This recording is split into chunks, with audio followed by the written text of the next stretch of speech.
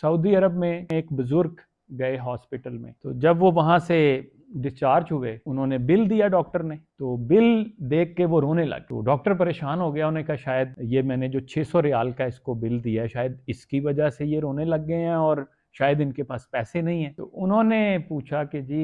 خیر ہے آپ رونے ہی لگ گئے؟ تو انہوں نے کہا یار میں کل آیا ہوں آپ کے پاس اور آپ نے آتے ہی مجھے آکسیجن لگا دی، تو آج میں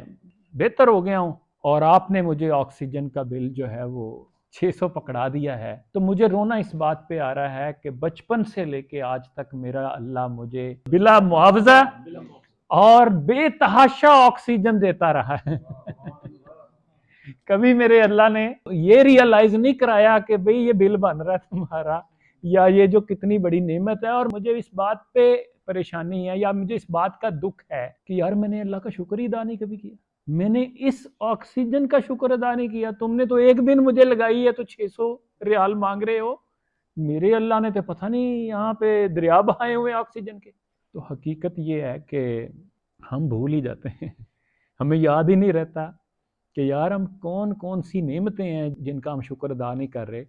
اچھا پھر وہ ایک بڑا انسپائرنگ واقعہ ہے کہ آرتھر ایش ایک افریقن امریکن ٹینس کا پلیئر تھا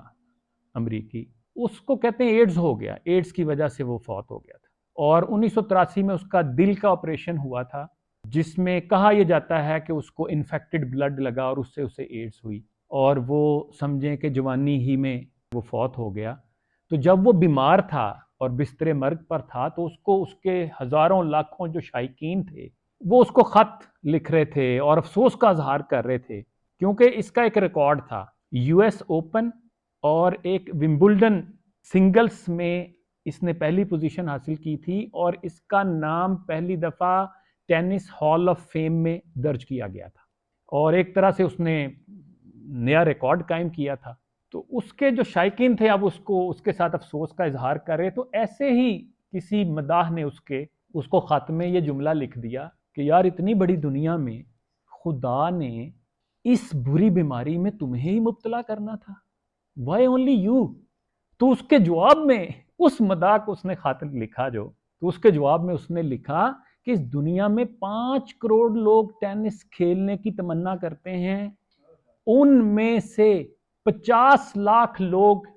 ٹینس کھیلنا شروع کرتے ہیں، ان میں سے 5 لاکھ لوگ ٹینس کو پروفیشنل لیول پہ جا کے کھیلتے ہیں یا اس کے پروفیشنل پلیئر بنتے ہیں، ان 5 لاکھ میں سے 50,000 سرکٹ تک پہنچتے ہیں، ان 50,000 میں سے 5,000 گرینڈ سلام جو کمپٹیشن ہے وہاں تک پہنچتے ہیں، ان 5,000 میں سے 50 لوگ صرف ومبلڈن تک پہنچتے ہیں، ان میں سے صرف 50 لوگ 5 کروڑ سے بات شروع ہوئی تو صرف 50 لوگ جو ہیں وہ ومبلڈن تک پہنچتے ہیں اور ان میں سے 4 لوگ سیمی فائنل میں پہنچتے ہیں اور فائنلی 2 لوگ ہوتے ہیں جو مقابلہ لڑتے ہیں۔ تو میں نے وہ مقابلہ جیتا اور جب میں نے ٹرافی پکڑی اپنے ہاتھ میں تو میں نے تو خدا سے یہ نہیں کہا کہ وائی اونلی می، کہ میں ہی کیوں۔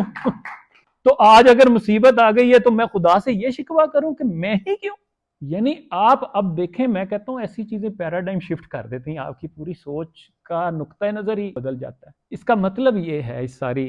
حقائق کا، اس کہانی کا اور اس سچے واقعے کا کہ یار اگر پازیٹیو چیزوں کو دیکھنا شروع کر دیں نا تو ہمارے پاس بہت ساری چیزیں ہیں جن پہ ہم خوش ہو سکتے ہیں،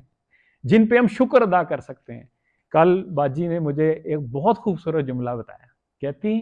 شکر گزار کبھی پریشان نہیں ہو سکتا۔ اللہ اکبر ہے،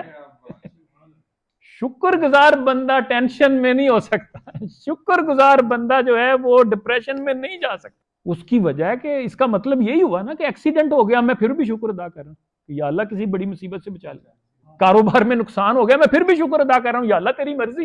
بات صرف سوچ کی ہے، یعنی وہ ایک جگہ پڑھا کہ کھیتوں میں بچہ کھڑا ہے، وہ ہوائی جہاز کو دیکھ رہا ہے اور سوچ رہا ہے کہ یار پائلٹ کی کیا زندگی ہے، کاش میں پائلٹ ہوتا تو میں بھی اس کی طرح جہاز اڑاتا۔ اور وہ جو پائلٹ ہے وہ کھیتوں کو دیکھ کر آہ بھر رہا ہے کہ یار چھٹیاں ہوں تو میں اپنے گاؤں جاؤں اور ان کھیتوں میں جا کے جو ہے نا تازہ ہوا کھاؤں اور اس کھلی فضا کا لطف اٹھاؤں۔ تو اس کا مطلب ہے کہ بات تو پھر یہ ہے کہ آپ نے جو ہے نا سوچ بدل لی تو آپ کی زندگی بدل جائے گی۔ اور وہ کسی نے خوبصورت بات کہی، اس نے کہا کہ اگر دولت شرط ہوتی خوشی کی تو یہ بارش میں سڑکوں پر نہانے والے غریبوں کے بچے ناچ نہ رہے ہوتے۔